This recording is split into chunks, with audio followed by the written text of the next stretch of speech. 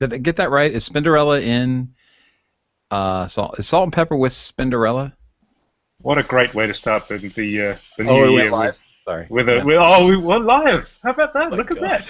We knew we were live. Wink, wink. I did Push it, not know pal. I was live. Your mic So sounds nice, so push it. I, pro- I probably said something really stupid right when it went live, which So let's talk about sex. I let's had to let mention had to let's mention talk that. about Game Audio Hour number 89. Hey, fellas and gals, welcome to the show. Happy New Year's. Happy New Year. Woo! There are Yeah. New Years upon us. And this is our first show back from the Christmas break. Sorry we took a week off because we are, as was said on Twitter, slackers. Did you guys see that on Twitter? Slackers. It might have come directly to me. No. My old boss at Neversoft, Alan Flores, responded to the, hey, we're going to take the week off. All he wrote was slackers. It was funny. Like, well, yeah, maybe a little. But hey, it's the weekly podcast where we discuss all things game audio. Did I mess it up? Oh, there it is. I'm squinting because I couldn't find it. Where we discuss all things game audio, from creative ideas to the latest techniques, project experiences, to audio secrets. Here's where you'll find your in-depth coverage and opinions related to game audio. Oh my God, it's done. Number 89. What year Number did you guys 89. graduate high school? Wow. 95, 94. 94. Mike, what about you? Why are you saying that in past tense? Some of us are still working on that, you know. You know, I don't want to take a long time on this, but that is my reoccurring nightmare. Is I am for some reason at my age trying to get my GED. I keep having it in my brain it's ridiculous. I Sorry, have what's a that G? What's a all the time. GED? It is a general education document or something like that. What's it stand for? Graduation equivalency diploma, maybe? That sounds good to me. See, I didn't get mine. That's why I didn't know what it's called. No, I graduated legit like. Not that GED's not legit. Anyway, get me out of this trouble. So, Vince, when did you graduate high school? Oh, man. I guess I'm the young one. 99 for me. No, 99? Yeah. Mike dodged the question. Well, I think that information is actually one of those things that comes up when they're trying to verify your identity. So, Isn't it on your LinkedIn profile, Mike? I don't know. I've never been in such dire straits as I had to pay much attention to my own LinkedIn profile. But it's Good point. Well, let's just say before Vince by a good leap, probably a little after Kyle. oh, come on now. Why do I got to be that The guy? anchor? The anchor, the high school. Yeah, never mind. So, moving on. Hey, you know what we should talk about? We should talk about GUIs and how they inspire us, because we touched on that. Was it the show before the break, or was it 2 shows before the break? We I did got- I- mention it. This is a topic that's very close to my heart, and we're not going to stretch on too long with this because obviously this is maybe not a topic that's that useful to many people, but it is interesting because It is interesting. I always come across the question when especially, I think it affects us mostly when we're shopping for plugins. Shopping is where it tends to get you. You know, if you're looking at, for example, a fine example, you know, an excellent plugin with a fantastic sound and a great pedigree, great development, excellent developer, but it doesn't really look that great, versus the opposite, where it could be good, but you're not sure, but it looks really photorealistic, and it's got like knobs, and you know, it's beautifully 3D rendered or whatever. One example is the interfaces from Valhalla. So Valhalla make, of course, Valhalla Room and Valhalla Vintage Verb and Valhalla Ubermod and Valhalla Plate and lots of different fantastic reverbs. Arguably some of the best software reverbs ever in the entire galaxy. And the whole thing with the interface is that he's trying to go for sort of this flat style, you know, the flat UI that is sort of it seems to be dying down now a little bit, but you know, about a year ago in graphic design, everything was all flat because, you know, Apple was moving away from their realistic skeuomorphic kind of design approach, and Google was doing it, and Microsoft was doing it, and now it's all flat, and everything looks kind of computery. But I don't know. There's something when you're shopping for a plugin and you don't know what it sounds like because haven't tried the demo and you just sort of glance at it on the screen there. For some reason, I'm a sucker for something that looks really, really realistic. And even if it's not that great, if it looks really, really good, I'm more likely to download the demo and try it. Now, how about you guys? Well, I did want to say, I remember when we talked about this when J.K. Swopes was on the show, because he was talking about how he gets inspired by interfaces. Certainly I do too.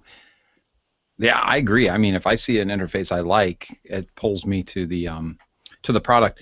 In Contact, when you get those generic Contact kind of bands that just haven't done anything, those drive me crazy. But I was going to put a picture up of the one I like the least. You ready? Here goes another sausage down the drain. Let's see if I don't blow up the show. This one right here. I bet it's a sausage fattener. No? No. Here it comes. See that? That was beautiful. Did it go away? There it is. Well, that looks good. That's my world there. Oh, I hate that. So for those who can't see the show, I'm showing a picture of pure data and all of the crazy lines that you draw from one object to the next, and oh my God, I love doing this stuff. Max MSP, I love being in Max MSP, but I really do hate connecting all those lines. And as far as getting work done, I spend way too much time lining things up and creating right angles on wires and. But here's an example where if you don't spend that time and you start connecting stuff, it's crazy. So pure data, I really don't like. So Matt and Chase are saying in the chat room that they love. Matt points out that Valhalla is anti-GUI, and that's the reason that he loves it, which is a good point. The whole point there is that don't be distracted by what I look like. Just listen to how I sound. That's fair enough. I mean, because after all, I use a tracker, which kind of looks like an aircraft traffic control screen, or Excel, or or a late night taxi driver's console. But I don't know. One fine example. Okay, over this break, I've been doing some projects, and Mike will be happy to know that I've actually been sort of falling back in love with Logic Pro, and it's kind of funny that you look at Reaper. This is for sound design work. Sound design work in Logic. Now, a lot of people sort of tend to, I don't know about Logic for sound design work, but I start the same project in both Reaper and both Logic, and for some reason, the one that sort of keeps me there longer is Logic, even though it's less efficient. It's not as sort of hyper customizable, functional as Reaper. But Reaper, the thing is that a lot of it looks quite good, but as soon as you open one of the the standard Reaper windows that shows you like the routing, or you get the sort of very, very default looking, sort of very Windowsy sort of looking plain interface elements. It's kind of like when you're sort of in the flow and you're really enjoying what you're doing and you're nodding your head. Oh, hold on, Alex. What's wrong? Daleks have taken over your voice. Oh, can you hear me? They're still doing it. Sorry about that. Let's see if we can figure that out. Well, Mike, hey, kick in on or Vince, kick in on the subject. While I figure out Alex's I think when you think of GUIs, there are two elements we should separate, and one is sort of the informative aspect of layout and visuals, and the other is the sheer aesthetics. Whether something looks cool and engaging visually, and it's just fun to interact with.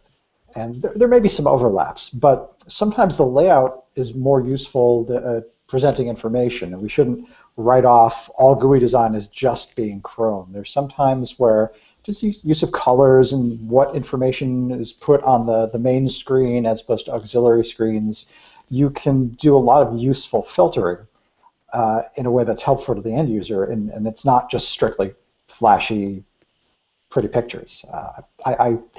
I constantly sing the praises of Cinesamples, so I hope I don't sound like a shill, but I really like the layout of like Cinebrass and Cinewinds. I think it's a perfect combination of stuff that's pretty to look at and kind of has some unnecessary but evocative visuals. Like they simulate the tape that you would put on a mixing console to write stuff down. But the layout is also just really handy at giving you the information you need and isolating stuff you need sometimes, but not all the time, on another screen. So I think it's a case where both aesthetics and functionality are nicely blended together. And I'll admit, I like the look on an artistic basis, and just like Mr. Swopes was telling us last episode or the episode before that, it makes you more likely to want to use that plugin on some level. Can you hear me again? Am I okay? Yeah, I think we're good. I just wanted to add one thing, that there's no substitute for good user experience design in plugins. That's fine. You know, we know that. So that means that everything's where you expect it to be. It's intuitive. It's easy to use. You know, everything. You can have an excellent looking interface, but if it's not sort of designed to be easy to use and sort of logical, and things are in a good hierarchy as far as size and placement and stuff like that, then it's just difficult to use regardless of what it looks like. However, is it wrong to feel that a plugin that looks fantastic is sort of, there's some kind of placebo effect there, that you think that it's sounding better because it looks really good? Is that wrong? Because you think that it's actually kind of, you know, when it comes down to it, what are we using these tools for? We're making sounds, and therefore if it sounds crap but it looks fantastic, that's not as good as something that sounds fantastic but doesn't look that great.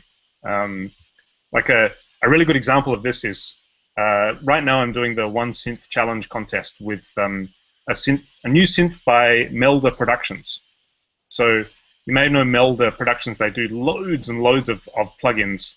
They all follow the same kind of UI toolkit. They all use the same UI library. The functionality of the synth that they've made, called Empower, I think it's called Empower Synth, the functionality is absolutely incredible. It's like on par with, you know, like Yuhi Zebra and Absinthe Massive and Native Instruments, things on that level. It's so powerful and so functional. But the interface is so ugly, in my opinion, and it's so hard to use, and things are all kind of in the wrong place, and you press that, and there's like 3 different advanced buttons for, like, click the advanced, and you get this little pop-out with advanced options. There's like 3 of them on the same screen. It's like, it just kind of kills the vibe. And somehow I find that when the whole interface doesn't look that great for some, maybe it's just me, it just sort of kills the vibe, and it's sort of hard to sort of feel like you're enjoying what you're doing when it looks like that. Is this wrong? Do I need counseling? No, yes, you're right about Absinthe. Absinthe looks terrible. Sounds fantastic, but I hate using Absinthe. The look of Absinthe has kept me to using their presets.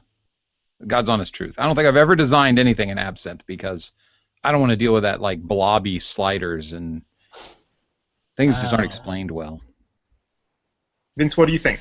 Well, let's see. Absinthe is great, and if you spend a little bit of time learning it, because it does take a while to learn, you can get some really fantastic results. I'm a little, I'm not sure exactly how to feel about this. I definitely get what you're saying about how a really good-looking interface can make you feel really good about the sound that you're making out of it. But actually, a lot of the time, I will be using things without ever actually looking at the interface that they give me. Okay, I've got this thing loaded into my template, and I never look at the GUI that they originally designed, because months previously I have written my own thing in S1 MIDI trigger, and I'm just going to do everything on that on my iPad, and I'm so much faster with a page on S1 MIDI trigger for that plugin, and then boom. Instead of having to deal with a mouse, instead of having to squint at that thing on the screen, because actually a whole iPad screen devoted to a plugin is so nice for me. Pretty much everything that I do, I will, do some MIDI learning, just change it, and it actually looks terrible, but I can manipulate it that much faster with my iPad. That's a good point. This is almost Oh, Mike, go ahead. I think I interrupted you before. You did, you bastard. No, I was just going to say this is actually a worthy spin-off topic for another occasion, which are layers we add onto the interfaces provided by our tools that are more customizable and make our workflow better. And we could talk about iPad apps. We could talk about stuff like the I forget what it's called, control. But Logic has this new layer that's where you can kind of create GUI elements and plug them into your favorite plugin and then save the whole kit and caboodle as a patch. I forget, smart controls, that's what it is. And third-party equivalents of all that. So that might be an interesting topic for another time, is when we just hijack the user interface and essentially create our own. Heck yeah, that's a great idea. As a matter of fact, I started using a new iPad app called Mod Step. Do you guys check that one out yet? Anyway, no. Side topic. It's pretty cool. And Lemur's another one I use a lot, but not a Lemur. Use an iPad version. How much is that now? $50? I think. Well, I bought it right when it came out, so it was definitely $50 for me.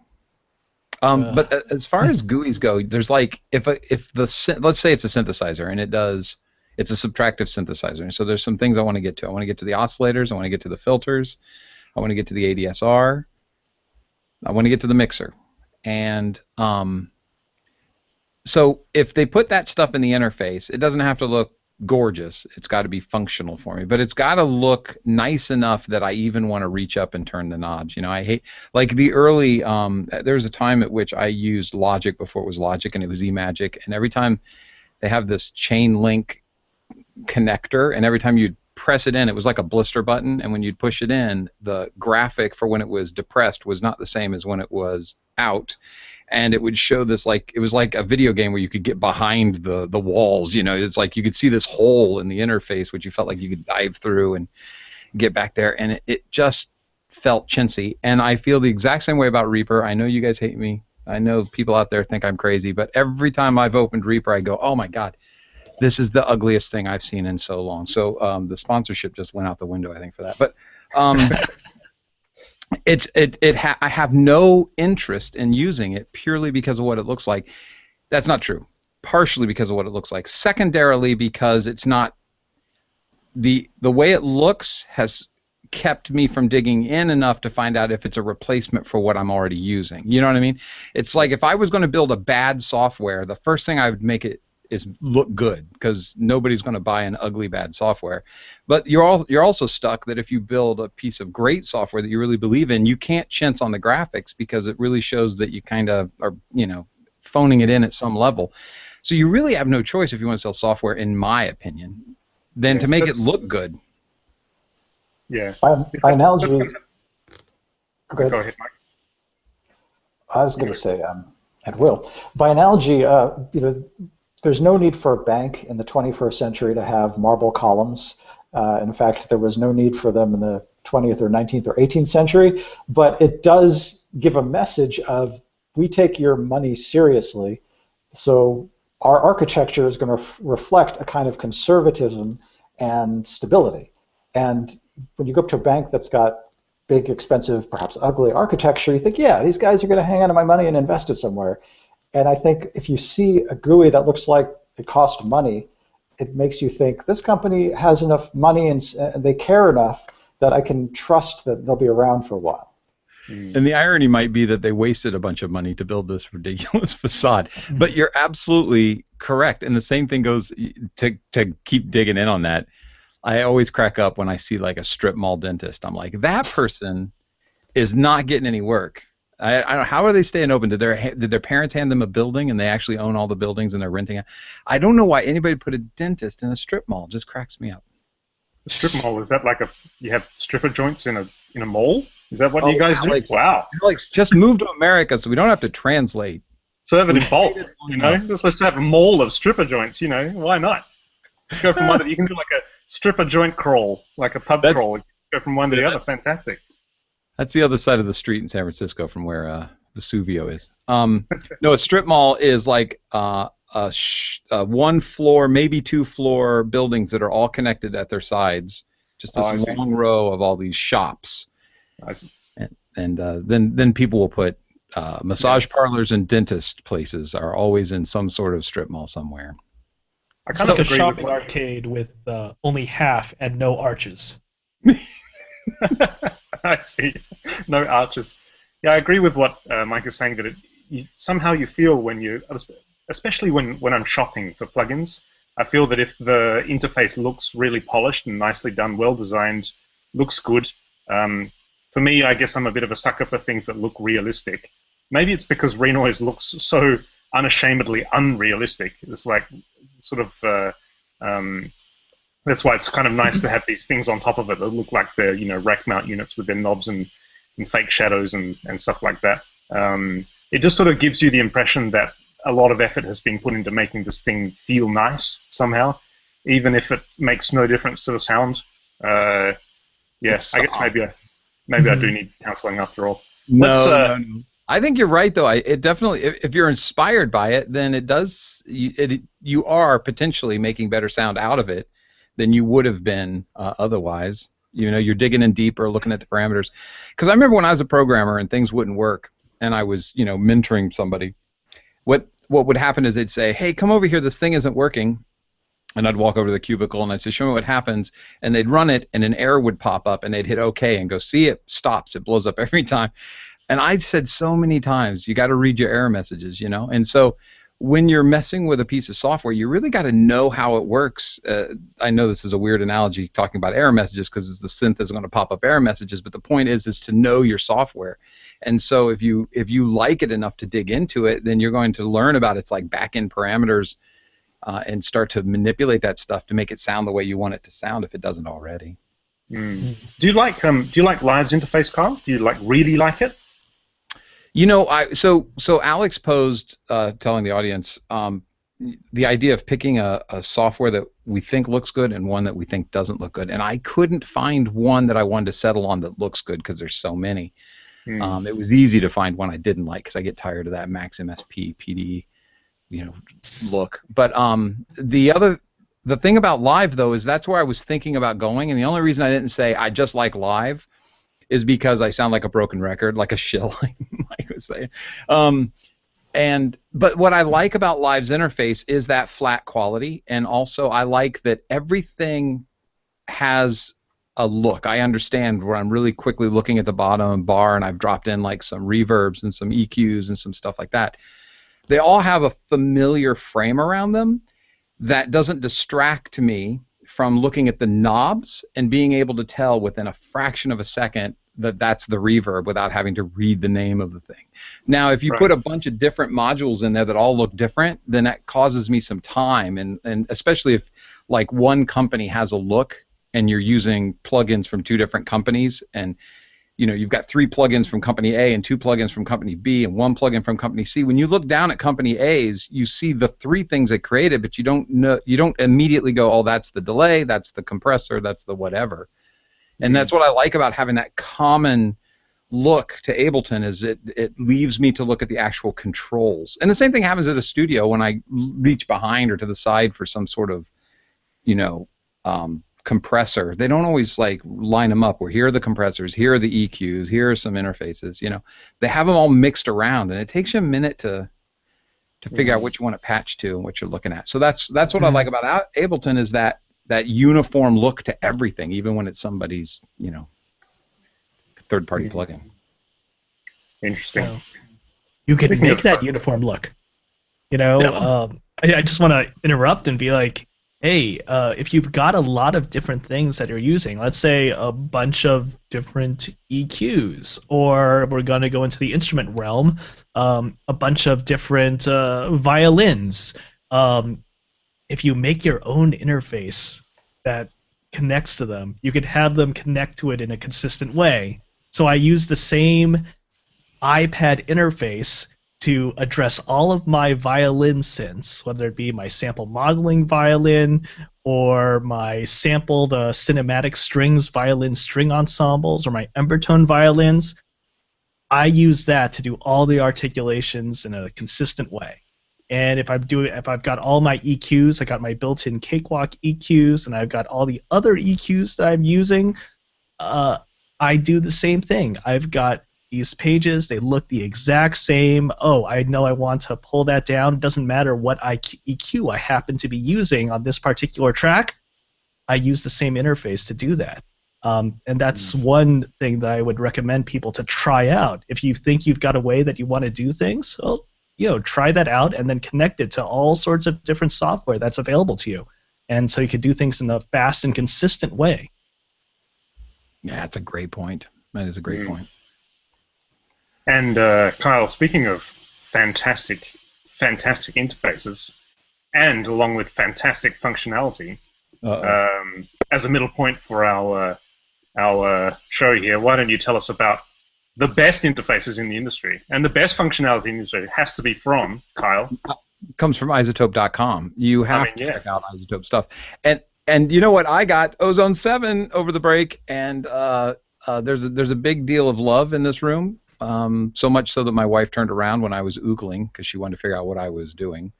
iZotope has amazing pieces of software. Please go out there and check them out. iZotope.com. I hope you guys got a chance to look at the sales that they did over the break and got a hold of something.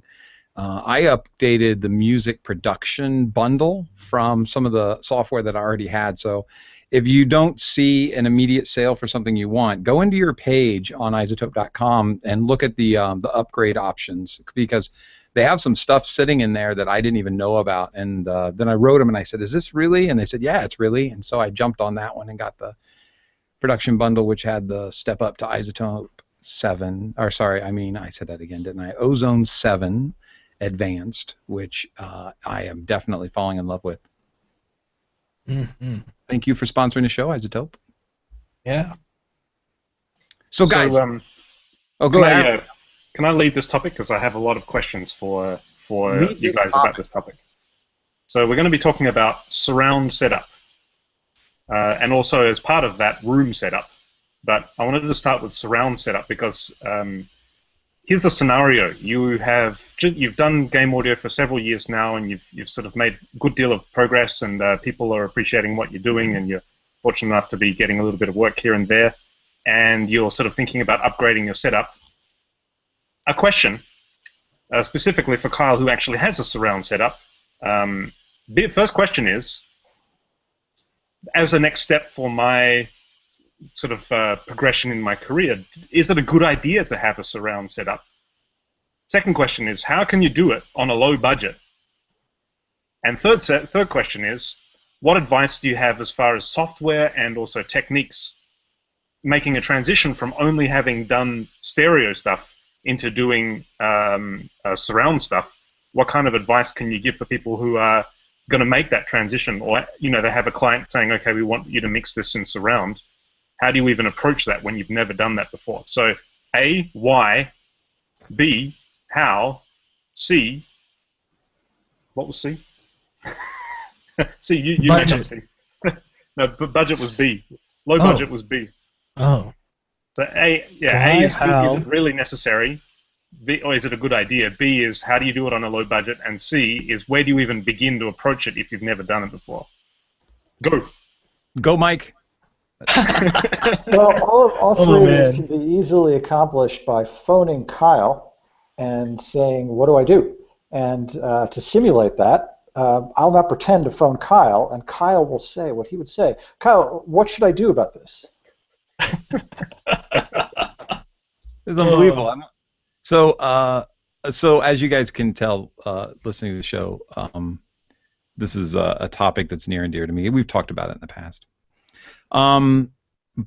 So Alex, the way you set it up is very difficult, but very good. So do you need to do it? The only reason I'm doing it is because I ended up with some gigs doing it. Had I not gotten those phone calls or gone for those gigs, I wouldn't have. And so that's frankly, the answer to the question. That's the answer to the question. And so if you hadn't had somebody say, okay, we want this in surround, then you wouldn't have done it. But I think the industry is going there. If VR takes off and people are spinning around with their glasses on, we got to make this 360 sound. And the one that we know very well right now, and we just talked about this in a couple shows previous, is surround sound. And in my estimation and my humble often incorrect guesstimates of what's going to happen in the industry. I think that VR will have its day, and 5.1 will become very important for a few years until we start to get down ambisonics and things like that. I think that that's going to be the really touchy time where VR might fail because it's such an alien process to what we're doing already. But so if you get a client that needs 5.1, then that's where I started. And also, if you don't have a client that needs 5.1 due to the kind of push that's happening in VR, you might want to look into it. That's my answer for that one. I would say that I don't know, because having done VR work for a year now, I think you would certainly know, but yeah, headphones is probably more critical at the moment. Like most VR, because it's still at the stage we are with VR game design, it's still a very, very solo experience. It's still designed for one person. And you can see that the way that they market, the VR stuff, you can see that it's sort of a single person thing in your room with your headphones and your thing on your face. And that, to sort of move in a surround direction as the default way to deliver sound to a VR experience, I think is possibly a bit risky for the developers, because obviously then you need to bank on your players all having a surround setup in their living room, which is less likely than players having a set of headphones, even if they're just like, headphones like this kind of stuff that you get with your iPhone, or everybody has headphones. So I don't know. I think probably as far as VR is concerned, headphones will still continue to be the standard, just because not that many people have surround setups where they play their VR games. Which is ironic, because they also don't have VR setups for VR, so they still have to buy something. So it comes down to how far the consumer wants to push that dollar, But and then where my thinking happens, and it's not contradictory to you, because you make a really good point, but it's that I keep thinking, we hit a wall creatively or technologically when we get someplace. We hit a wall, and we start to look out elsewhere of how we can keep selling these. I'm so talking about people who create these things. I shouldn't say we, because I'm not part of that. But it's like, okay, VR has happened. It's been 3 years. There's all kinds of games. People are going crazy for it. How do we push it? There's also the people that will just say, let's just create Call of Duty and keep creating Call of Duties in VR and not push anything. But sorry. But the truth is, if there is anybody out there interested in pushing it, one of the obvious ways is audio. And so that's all I'm sticking with to say. I composed the 7.1 headphones, and certainly there is that. I mean, you still have to do the 5.1 if you're going to have those crazy surround headphones on. But that was my answer to number one. Number two is the budget thing. Hold on, wait. Before we get onto that, I just want to grab the opinions of Vince and Mike about this. So, sorry about that. Vince, I'm kind of curious, because that game company's games, is there a surround mix to those games? And if there is, why don't you have a surround setup?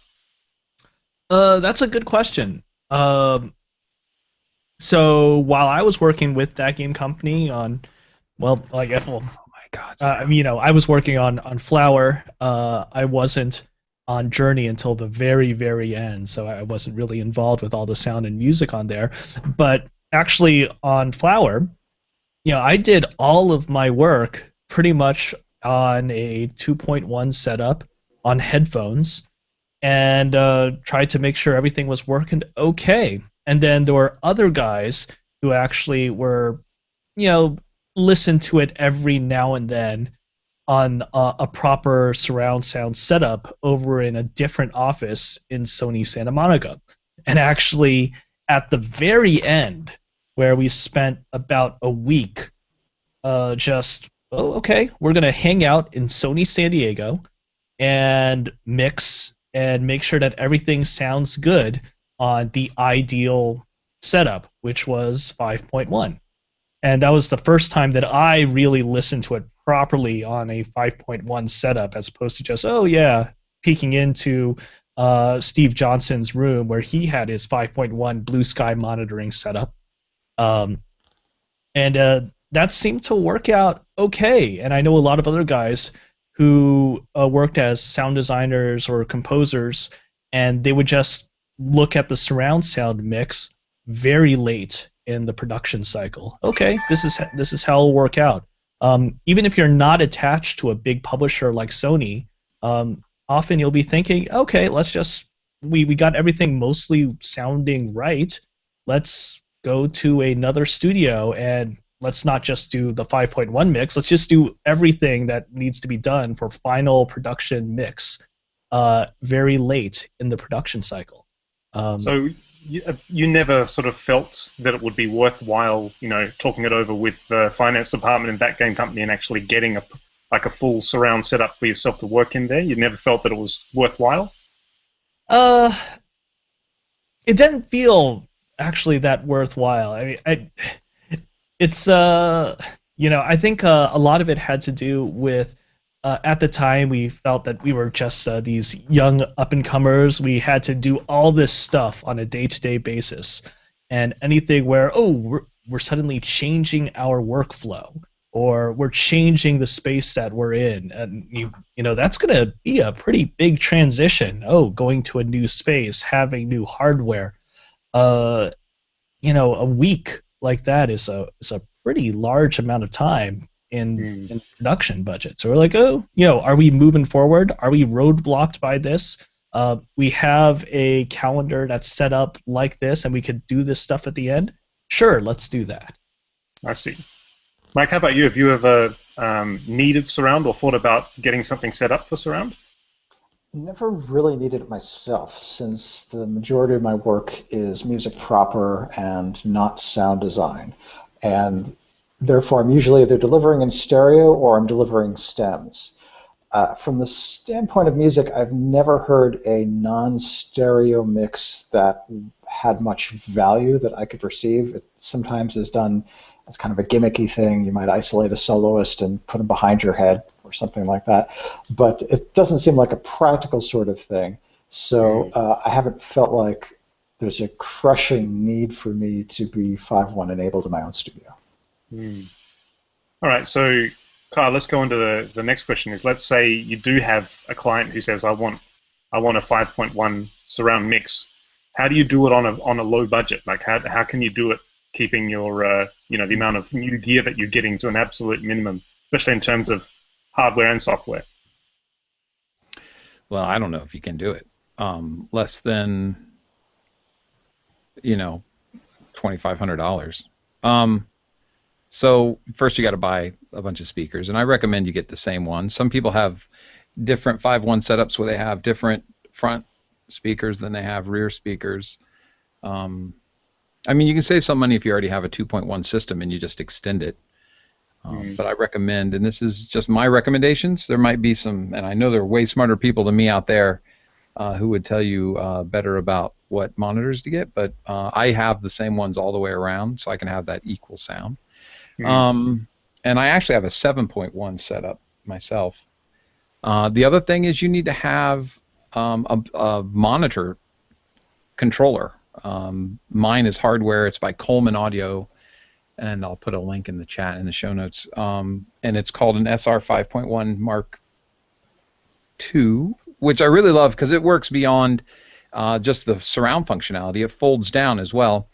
So when I have to listen to my mix and make sure that I lost the term. Was it cohesion? When you got to make sure that you don't cancel out frequencies, I can just push a button and fold it to mono and listen. That's fantastic. I love that. You can also fold your surround down to stereo, so that when you're doing a surround situation and people are going to not have surround systems, they need to listen to it on stereo, you can fold it down, make sure that everything is happening there.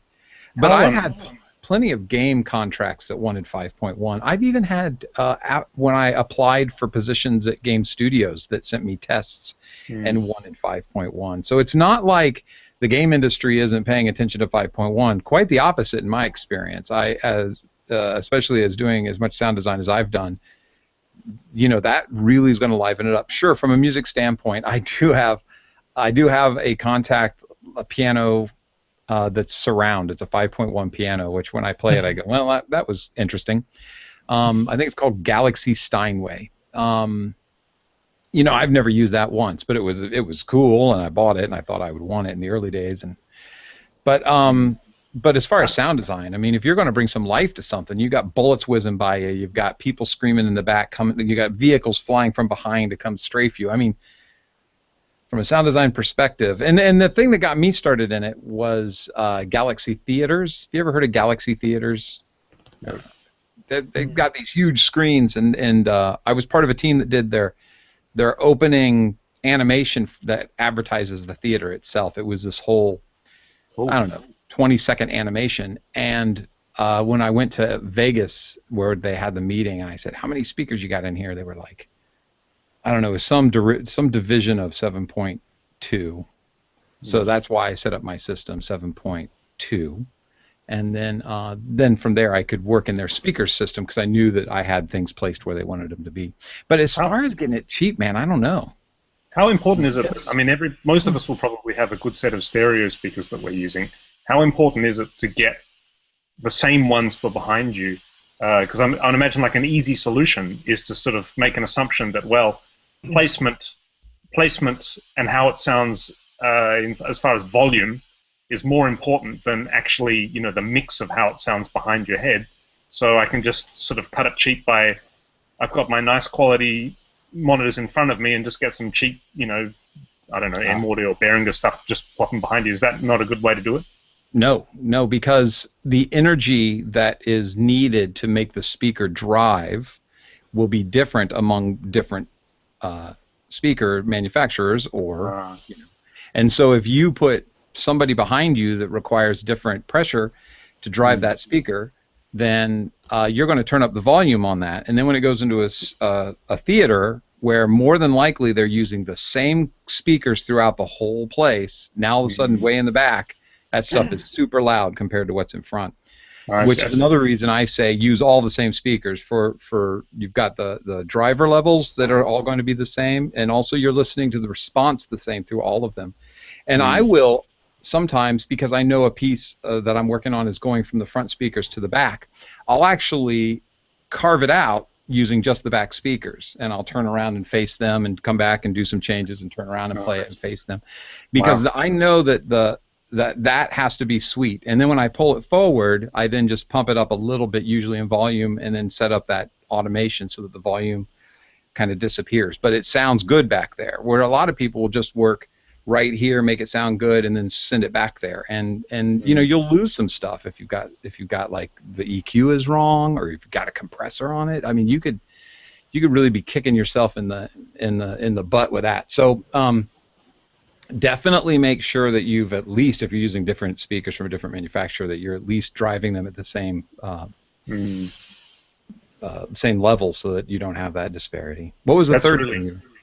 That's fantastic information, because you think that, you know, if you've spent a lot of money on getting a good set of you know, monitors for sitting in front of you, and that's what you've used up to this point, if you're going to then take a sort of the step up into a surround setup, you're going to need a lot of money to get those same ones for behind you as well, you know.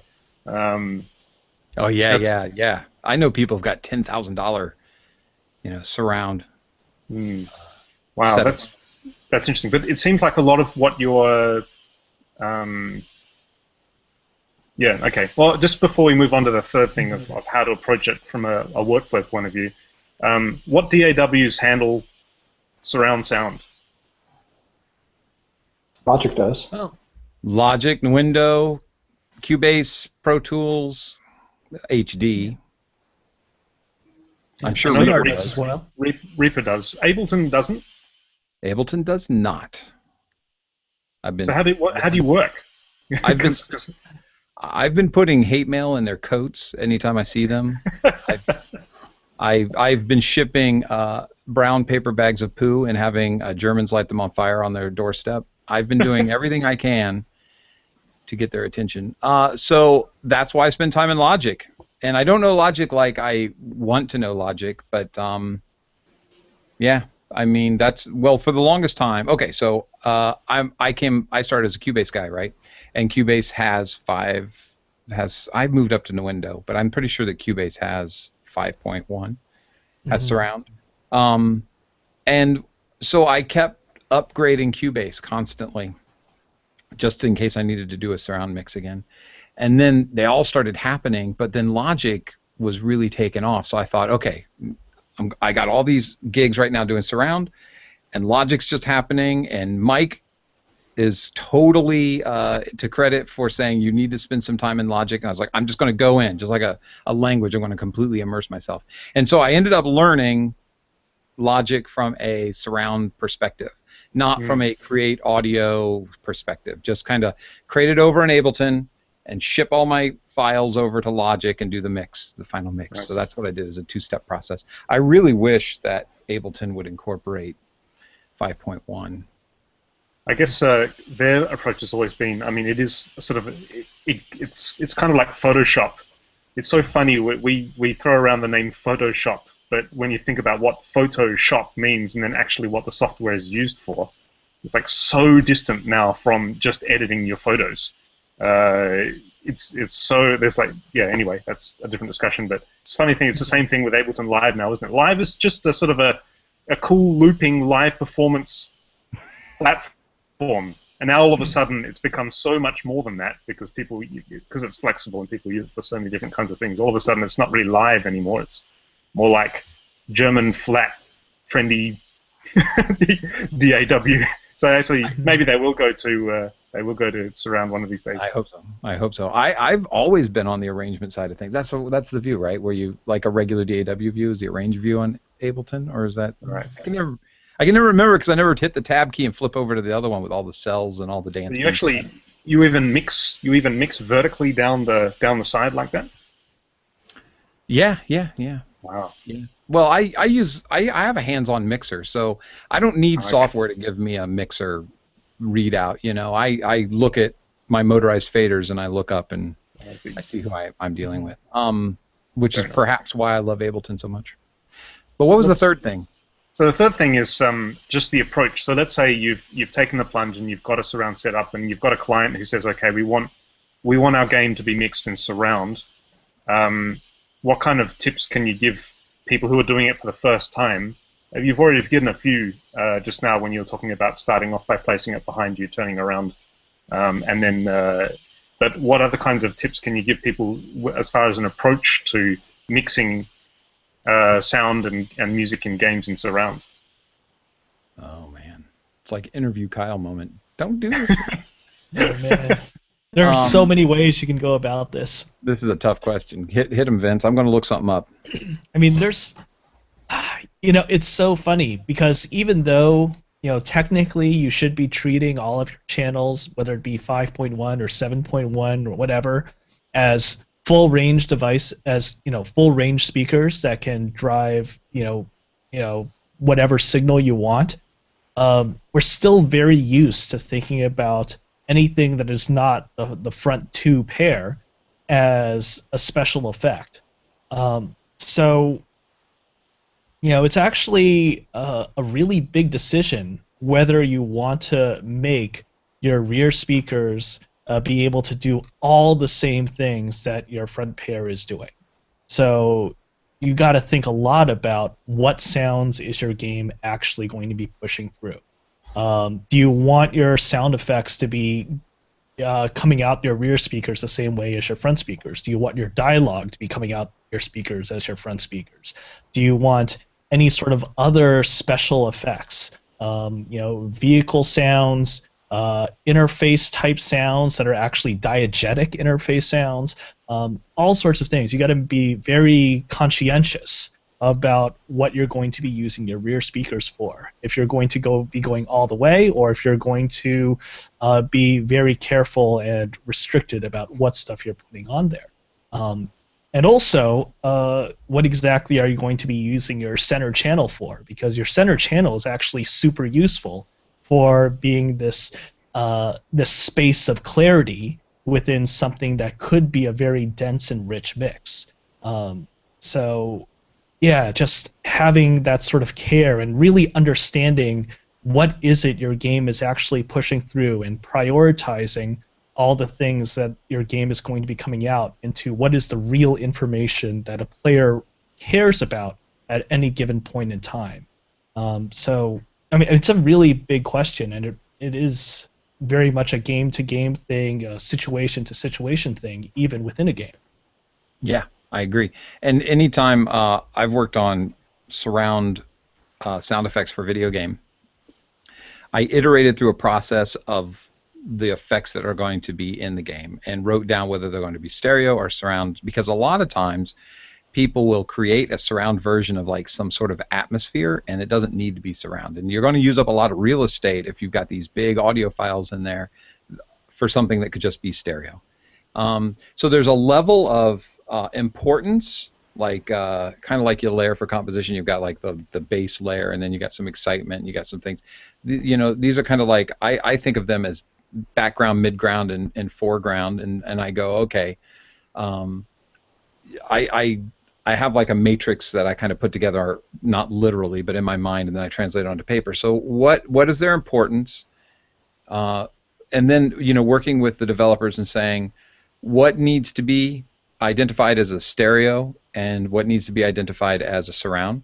And then and really those two questions answer a lot, because a developer will say, okay, this person who's walking, the person that you're portraying in the game is walking, that does not need to be surround sound until they enter a room and the echo is happening, you know, back here. You know, that happens sometimes. They go into a big empty room or something and they want the echo to kind of reflect off the walls.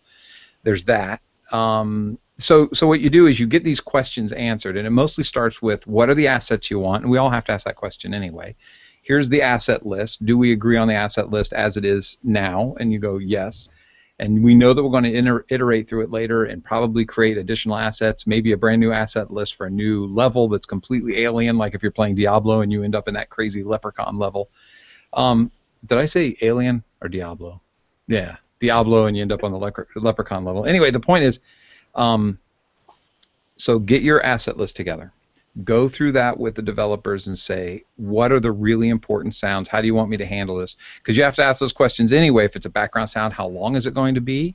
Because they have to come up with a potential time that a person's going to be hanging out in a menu system or in a room.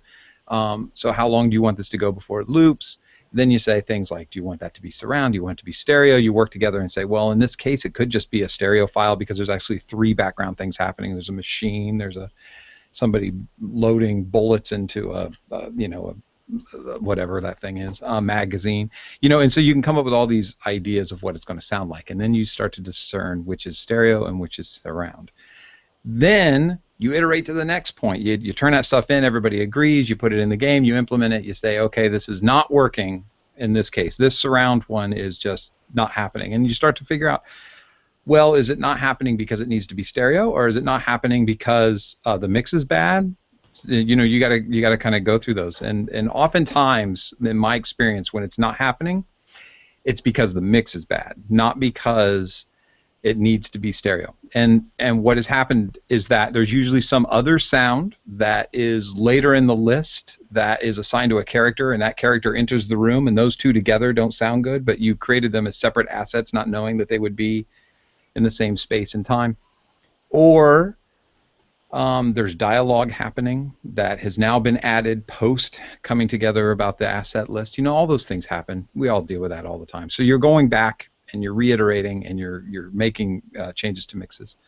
That's how you figure it out. Now, what I do for workflow is I go through so much of those meetings because it's so important, and quite frankly, I love that whole like digging in at that level, trying to think of anything that'll make a noise. That's a fun meeting to be at. Is the character wearing a belt? You know, and so you get that list together. Then I go to the studio and I start creating things from found sounds. I start using some libraries. There are some libraries which I wasn't able to find that they are specifically for surround. And I have come up. I have used. Mostly like there's one that has these gorgeous street scenes that are surround that are fantastic that I've never been able to use, and they sound amazing. After the show, I'm going to open up my my library and figure out what that is. I don't want to do it right now because I have an early 2008 Mac that might just blow up on this show if I open that thing. So, but then I go and create these sounds and mix them 5.1 right along with stereos, but I do the stereos in a different project than I do the surrounds, And surrounds have a lot more tracks, and since I have an older computer, I can only do so many tracks in Ableton before my computer starts to feel the weight, so I will often split my surround projects into 1 or 2 or 3 different collections of surround sounds that are being done. Mm-hmm. And then I move it to Ableton, or sorry, then I move it to Logic, and I mix it, and then I send it off for approval. Mm-hmm. Sounds very complicated. Yeah. It can be pretty complicated. I think when I was first starting out on it, the thing that I thought at the very beginning was, I guess that there are maybe 2 ways to deal with entering into the surrounds world, and it treated me pretty well my first few years working with surround stuff. The first thing is, okay, how am I going to treat this? It's probably going to be left, center, right with special effects. Or the second thing, which is it's going to be quad because I'm in a 3D world with center. And then thinking about that differentiation, in the movie world, you don't really think about having a game that's fully quad, but in a 3D game world that you're able to explore, that makes a whole lot of sense. But recognizing that you can more or less make some smart judgments based on a spreadsheet or understanding of what are the verbs in the game, what is the setting, what are the assets, and what are going to be making these sounds, and then thinking, okay, is this going to be a left-right thing? Is this going to be center? Or is this going to be surround? Or, in the second case, is this going to be something where it's going to be able to go around me in the quad mix? Or is it going to be something that's really important that's going to be either coming from the center channel or mostly from the front regardless? And going with one of those 2 things, I think, was a pretty safe and successful thing for me at the very beginning, and I would recommend that if you have absolutely no clue what you're doing. Also, there's some rules to it that I wanted to say really quickly. I can hear opposition in my head because I know some people are going to disagree, but typically dialogue is in the center. Of the main character with other people talking, depending upon how close they are to the main character, either side of them or close to near them. So typically you want to put dialogue in the middle. Also, anything that you want to interact directly with, like if you're shooting a gun and a bullet comes out, that's going to go right through the center. But if somebody's shooting at you, it could come from any angle and go across your head and stuff like that. So, as a beginning person, I'm speaking absolute obviouses, but it's important because, maybe some people don't think about that. Just like in music, people sometimes, I'm always hearing the bass guitar over on the side or a kick drum someplace else. And those almost typically stay right in the center channel if you're going to lay down the groove. Mm-hmm. Actually, in the chat room, Danyo7 is asking me a question. How do you mix sound effects and music for VR? Do you mix sounds to stereo and then implement the audio in the 3D audio engine? And also, Matt is asking, do sound effects files for surround generally start as mono files? These are, about the VR question, that's a really big question. I think probably that one we may need to leave to a different episode because that will take a long time to get through. So yeah, we can cover that. Sorry, Daniel. We cover it now? Oh no, I meant later. But you can cover it now if you're up for it. Yeah, no, actually, we've got 60 seconds. VR mixing in 60 seconds. That would be tough. Let's do another episode on that. Let's do that next week. Sorry, Daniel. Yeah, let's cover that next week. It's a big topic, but it's actually a lot of the thought process sounds very, very similar to what Vince and you've been saying about the workflow for surround sound, Kyle. So yeah, maybe we can do like a part 2 of this topic because it is a big topic, and I think, as you say, if people do have the capability of getting a 5.1 setup, or if they're fortunate enough to have opportunities where clients ask them for specifically a 5.1 setup. These are sort of big issues to think about, really, for any kind of person in game audio, I think. Well, the other question in the chat room is one of the biggest mistakes I ever made. I did stereo tracks on a surround mix, and Oh my God, I still kept the gig. I don't know how that happened. Those are kind people. I wasn't even thinking, and I loaded up a bunch of stereo files, and then none of them would move the way I wanted them to move.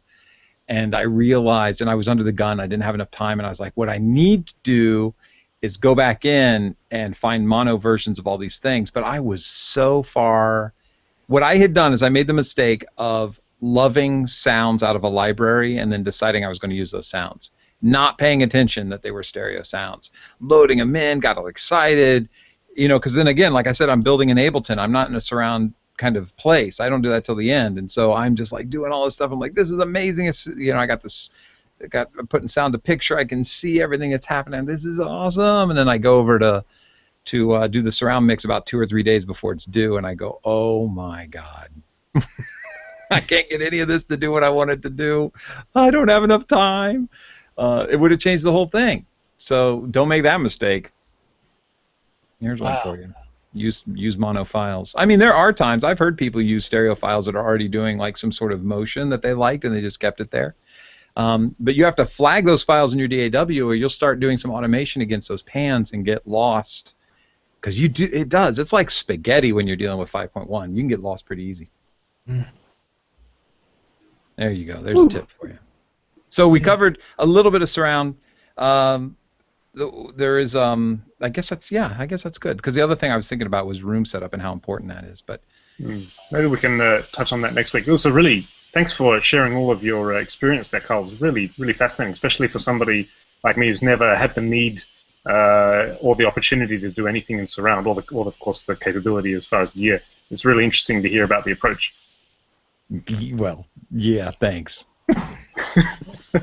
What you don't Mike, know what's your summary of the entire thing, Mike? Well, see, what you don't know is this entire time, Kyle has been reading off of IMs I've been quietly sending him, like Cyrano. So everything he said actually reflected my opinion. That is absolutely true. Mike is like sort of an off-camera teleprompter. Yeah. Exactly. Well, either that, or I'm going to have to draw like some black lines right here and just go, like a puppet. Just kind of. Never mind. That could have gone someplace really badly. So I'm not going there. Hey guys, welcome back. Happy New Year, 2016. I didn't mess that number up. I was going to say 16,002, but I don't think that's quite right. Ooh. Yeah, I know. Did you guys have a good New Year's? I didn't ask. Just to wrap up, did you have a good one? It's pretty good. My New Year was basically all day being like a play doll for the kids, and then at night it becomes daddy time, and it's like all night is Elite Dangerous. So oh man. All day kids, all night Elite Dangerous. Yeah, pretty good. So basically, all day dangerous, all day night Elite Dangerous. Yeah, that's right. Wow. Exactly. Well, at least you got to play some games. I thought that I was going to play. I thought I was going to open at least one of these console games that I have bought over the last half year. That did not happen in the last 2 weeks. I am very sad to say.